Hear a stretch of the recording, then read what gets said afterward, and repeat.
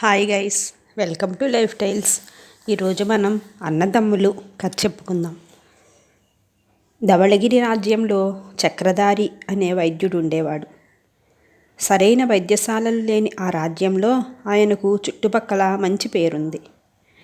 పేద ప్రజలకు ఆయన చేసే సేవే చాలా అమూల్యమైనది. అత్యాశ లేకుండా తన ఖర్చులకు సరిపడ్డ ధనం మాత్రమే ఆశించే ఆయన ఆస్తి 10 ఆవులు మాత్రం. అవే అతనికి జీవనాధారం. చక్రధారికి నరేంద్రుడు, జయచంద్రుడు అనే 2 కుమారులు ఉన్నారు. వారు బ్రహ్మర్షి అనే సర్వవిద్యా సంపన్నుడైన గురువు వద్ద చిత్రలేఖనం, సంగీతం విద్యలు అభ్యసిస్తూ ఉంటారు. ధవళగిరిని ధవళేంద్రుడు అనే రాజు పరిపాలిస్తున్నాడు. ఆ రాజుకి ఆయన స్వార్థమే తప్ప పరిపాలన పట్టించుకోడు. ప్రజలు కూడా అసలే పట్టదు. రాజ్యంలో సరైన ప్రజా సౌకర్యాలు లేవు. కానీ అధిక పన్నులు వసూలు చేసి ప్రజలను కష్టాలు పెట్టేవాడు. ఓ రోజు రాజభటులు పన్నుల వసూళ్లకు చక్రధారి దగ్గరికి వెళ్ళారు. 10 ఆవులకు గాను సంవత్సరానికి 2 ఆవులు పన్నుగా చెల్లించాలన్నారు. ఇంకా ఇంటి పన్ను, వృత్తి పన్ను, సంతానం పన్ను అంటూ ఏవేవో లెక్కలు చెప్పారు. అంత డబ్బు తన దగ్గర లేదని చక్రధారి అంటే ఉన్న ఆవుల్ని తోలుకుపోతామన్నారు. అందుకు చక్రధారి అడ్డుపడటంతో దురుసుగా తోసేశారు. చక్రధారి తల స్తంభానికి గుద్దుకొని బలమైన దెబ్బ తగలటంతో అక్కడికక్కడే మరణించాడు. రాజభటులు మరేం మాట్లాడకుండా వెళ్ళిపోయారు. విషయం తెలిసి నరేంద్రుడు, జయచంద్రుడు వచ్చి తండ్రికి అంత్యక్రియలు పూర్తి చేశారు. తండ్రి మరణం కుమారుల్ని కృంగదీసింది. నరేంద్రుడు ప్రజాద్రోహి అయిన ధవళేంద్రుడిని హతమారుస్తాను అంటూ ఆవేశంగా ఇల్లు వదిలి వెళ్ళిపోయాడు. అననాపటానికి జయచంద్రుడు చేసిన ప్రయత్నాలు ఏమీ ఫలించలేదు. జయచంద్రుడు తిరిగి బ్రహ్మర్షి ఆశ్రమానికే వెళ్ళాడు. అక్కడ 6 మాసాల పాటు ఉండి తన విద్యకు తుదిమెరుగులు దిద్దుకొని తనంతటివాడు లేడు అనేంతగా మంచి గుర్తింపు తెచ్చుకున్నాడు. ధవళేంద్రుడికి దివ్యప్రియ అనే కుమార్తె ఉంది. ఆమె అద్భుతమైన సౌందర్యరాశి. తల్లి లేని ఆమెని ప్రాణంతో సమానంగా పెంచాడు రాజు ధవళేంద్రుడు. రాకుమారికి చిత్రలేఖనం, సంగీతం అంటే ప్రాణం. కూతురు ఇష్టం మేరకు రాజు ప్రతి సంవత్సరం చిత్రలేఖనం, సంగీతంతో పాటు విలువిద్య పోటీలు కూడా ఏర్పాటు చేసి గెలిచిన వారికి బహుమతులు ఇచ్చేవాడు. ప్రతి సంవత్సరంలాగే ఈ సంవత్సరం కూడా పోటీలు ఏర్పాటు చేస్తూ రాజ్యమంతా చాటింపు వేయించాడు. జయచంద్రుడు గురువు దగ్గర ఆశీస్సులు తీసుకుని పోటీల్లో పాల్గొనడానికి రాజధానికి బయలుదేరతాడు. ఓ రోజంతా ప్రయాణం చేసి అర్ధరాత్రి వేళకి నగరం పొలిమేరల్లోకి చేరుకుంటాడు. అప్పటికి బాగా అలసిపోయాడేమో. బాటకు ఎడంవైపున కొద్దిగా దూరంలో ఒక ఆలయం కనిపిస్తే అందులో ఒక రాత్రికి తలదాచుకుని ఉదయం వెళ్ళవచ్చు అనుకుని అటుగా నడుస్తాడు. పాడుబడిన ఆలయం ప్రాంగణంలో అడుగు పెట్టగానే అతడికి లోపల నుంచి ఏవో మాటలు వినిపించాయి. అవి ఏమిటో వినాలనుకుని చట్టుక్కున ఒక గోడవారుగా ఒక మూలగా నక్కాడు జయచంద్రుడు. ఆ మాటలను బట్టి వారిలో ఒకడు పొరుగుదేశం గూఢచారి, రెండోవాడు తన అన్న నరేంద్రుడని జయచంద్రుడికి అర్థమైంది. ధవళగిరికి పొరుగున విజయగిరి అనే దేశం ఉంది. ఆ దేశపు రాజుతో నరేంద్రుడు చేతులు కలిపాడు. అతడి పథకం ప్రకారం ఒక వీణను తయారు చేయించి గూఢచారి ద్వారా పంపాడు విజయగిరి రాజు. ఆ వీణలో బొట్టనవ్రేలు పరిమాణంలో 2 విషపు బాణాలు ఎవరికీ అనుమానం రాని విధంగా అమర్చబడి ఉంటాయి. నరేంద్రుడు సంగీతం పోటీల్లో పాల్గొంటాడు. వీణను వాయిస్తూ గురు చూసి ఒక మీటను నొక్కగానే బాణాలు కంటికి అందని వేగంతో ధవళేంద్రుడి శరీరంలోకి దూసుకెళ్తాయి. రాజు మరణించి రాజ్యం అల్లకల్లోలమై సైనికులు, అధికారులు అజాగ్రత్తగా ఉన్న ఆ సమయంలో విజయగిరి సైన్యం మెరుపుదాడి చేసి రాజ్యాన్ని ఆక్రమిస్తుంది. విజయగిరి రాజు ప్రతినిధిగా ధవళగిరికి నరేంద్రుడు రాజవుతాడు. పొరుగురాజు విజయగిరి రాజు నరేంద్రుడు ఈ రకంగా ఒప్పందం చేసుకుంటారు. ఆ మాటల ద్వారా జయచంద్రుడికి ఈ పథకం పూర్తిగా అర్థమైంది. అతడు మెల్లిగా అక్కడి నుంచి తప్పుకొని ఆగకుండా వెంటనే నగరంలోకి వెళ్ళాడు.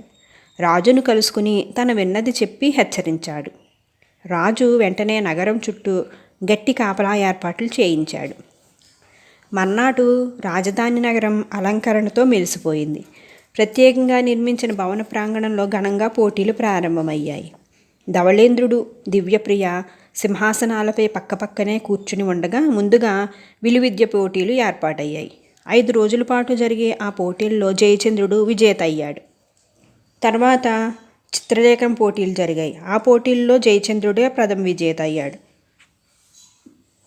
జయచంద్రుడు వేసిన బొమ్మను చూసి దివ్యప్రియ పరవశించింది.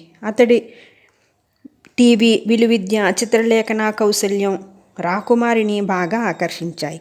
సంగీతం పోటీల్లో కూడా జయచంద్రుడే పాల్గొన్నాడు అని తెలిసి దివ్యప్రియ మనసు ఆనందంతో నిండిపోతుంది. ఒకే వ్యక్తి వివిధ రకాల పోటీల్లో పాల్గొనటం అదే మొదటిసారి.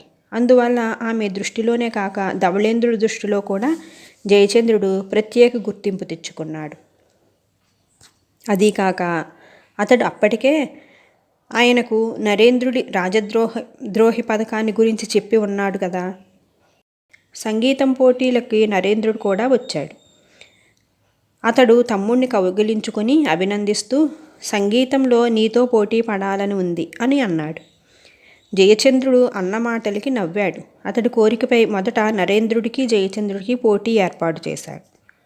ధవళేంద్రుడు, దివ్యప్రియ పక్కపక్కనే కూర్చొని ఉండగా కొద్ది దూరంలో ఉన్న వేదికపైకి అన్నదమ్ములిద్దరూ చేరుకున్నారు. అప్పుడు జయచంద్రుడు ఏదో సైగ చేశాడు.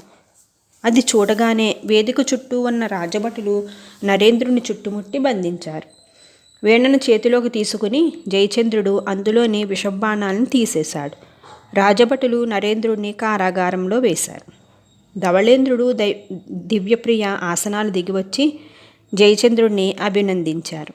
దివ్యప్రియ మెల్లిగా జయచంద్రుడికి మాత్రమే వినిపించేలాగా ఓ వీరుడా, నిన్ను నేను ప్రేమిస్తున్నాను అని చెప్పింది. తర్వాత జరిగిన సంగీతం పోటీల్లో జయచంద్రుడే విజేత అయ్యాడు. అతడి సంగీతానికి అందరూ మంత్రముగ్ధులయ్యారు. ధవళేంద్రుడు జయచంద్రుడిని ప్రతిభకు చెల్లించి సర్వవిద్యా ప్రవీణుడివి, నాకు ప్రాణదాతవి, నీకేం కావాలో కోరుకో ఇస్తాను అని అన్నాడు. జయచంద్రుడు దివ్యప్రియను కోరుకున్నాడు. దివ్యప్రియ అంగీకరించటంతో ధవళేంద్రుడు వాళ్ళ వివాహాన్ని వైభవంగా జరిపించి జయచంద్రుడికి రాజ్యపట్టాభిషేకం చేశాడు. రాజైన మరుక్షణం జయచంద్రుడు కారాగారంలో ఉన్న నరేంద్రుడికి విముక్తి కలిగించి తనకి రాజసలహాదారుడిగా నియమించుకున్నాడు. కరాళుడు ఇంతవరకే కథ చెప్పి, ఓ సవిత్వక మహారాజా, జయచంద్రుడి ప్రవర్తన నాకు అగమ్యగోచరంగా ఉంది. ధవళేంద్రుడిని చంపి తను రాజు కావాలనుకున్న నరేంద్రుడి పథకాన్ని విఫలం చేసి కారాగారంలో వేయించాడు. ధవళేంద్రుడి ప్రాణాలు కాపాడి రాకుమారిని కోరి రాజ్యానికి రాజయ్యాడు. రాజైన మరుక్షణం రాజద్రోహి అయిన నరేంద్రుడిని విడుదల చేసి ఉన్నత పదవిని కట్టబెట్టాడు.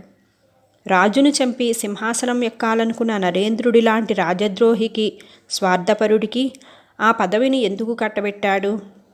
అది తన అన్న అనే స్వార్థంతో ఆలోచనారహితంగా అతడు చేసిన మూర్ఖపు పన. అయితే సర్వవిద్యా ప్రవీణుడైన జయచంద్రుడు స్వార్థాన్ని ఎందుకు జయించలేకపోయాడు?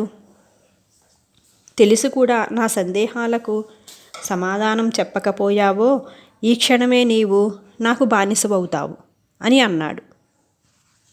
దీనికి సవిత్వికుడు ఈ విధంగా తిరిగి బదులు చెప్పాడు. ధవళేంద్రుడు సమర్థుడైన రాజు కాదు. చక్రధారి మరణం ధవళేంద్రుడు ఎలాంటివాడో చెప్పకనే చెబుతుంది. నరేంద్రుడు ధవళేంద్రుని హతమార్చాలనుకున్నాడు. ఆ ఆశయంతోనే తను రాజు కావటానికి పథకం వేశాడు. అన్నబుద్ధి ఎలాంటిదో చిన్నప్పటి నుంచి తెలిసిన జయచంద్రుడు ఆ మాత్రం గ్రహించగలడు. నరేంద్రుడి పథకాన్ని విఫలం చేయటం ద్వారా తన అన్నను హంతకుడు కాకుండా కాపాడాడు. అన్న కారాగారం పాలైతే మాట్లాడకుండా ఊరుకొని ధవళేంద్రుడిని తాత్కాలికంగా తృప్తిపరిచాడు. ఎలాంటి కష్టనష్టాలు లేకుండా తనే ధవళగిరికి రాజు కాగలిగాడు. తను రాజు కాగానే నరేంద్రుణ్ణి తన ఆంతరంగిక సలహాదారుడిగా నియమించుకున్నాడు. బ్రహ్మర్షి లాంటి మహానుభావుడి వద్ద శిష్యరికం చేసిన సర్వవిద్యా ప్రవీణుడు, ప్రజాక్షేమాభిలాషి అయిన నరేంద్రుడు ఆ పదవికి అన్ని విధాలా అర్హుడు. తన అన్న కాక మరెవరు ఆ స్థానంలో ఉన్నా కూడా జయచంద్రుడు ఆ పనే చేసేవాడు. ఇందులో జయచంద్రుడి స్వార్థం ఏమాత్రం లేదు. అది సరైన సమాధానం కావటంతో సవిత్రుడికి ఎదురుగా ఉన్న కన్యపై కరాళుడి ప్రభావం నశించి ఆ యువతి ఏనుగుగా మారి అడవిలోకి పరుగు తీసింది. కథ సుఖాంతం. గైస్, ఇప్పుడు మనం శ్రమ విలువ కథ చెప్పుకుందాం. లక్షాధికారి భూషయ్య కొడుకు సత్యం మహాసోమరి. ఏ పని కష్టపడి చెయ్యడు. 4 రాళ్ళు సంపాదించాలన్న ఆలోచన అసలే లేదు. డబ్బుని మంచినీళ్ళ ప్రాయంగా ఖర్చు పెట్టడంలో ఏమాత్రం వెనుకాడ్డు. పాడైపోతున్న ఒకగానొక కొడుకుని చూసిన భూషయ్య మార్చడానికి ఎన్నో విధాలుగా ప్రయత్నం చేశాడు. మరెన్నో విధాలుగా చెప్పి కూడా చూశాడు. కానీ సత్యం తండ్రి మాట ఏమాత్రం లక్ష్య పెట్టలేదు. చెడ్డ స్నేహితులతోటి విచ్చలవిడిగా తిరగటం, అనవసరపు ఖర్చులు చేయటం చేస్తున్నాడు. దాంతో విసిగిపోయిన భూషయ్య సత్యాన్ని ఇంటి నుంచి తరిమేస్తూ, నువ్వు రోజంతా కష్టపడి 2 రూపాయలు సంపాదించుకుని వస్తేనే నిన్ను ఇంటి గడప తొక్కనిస్తాను, లేదంటే ఇంటి ముఖం చూడకు పో అన్నాడు కోపంగా.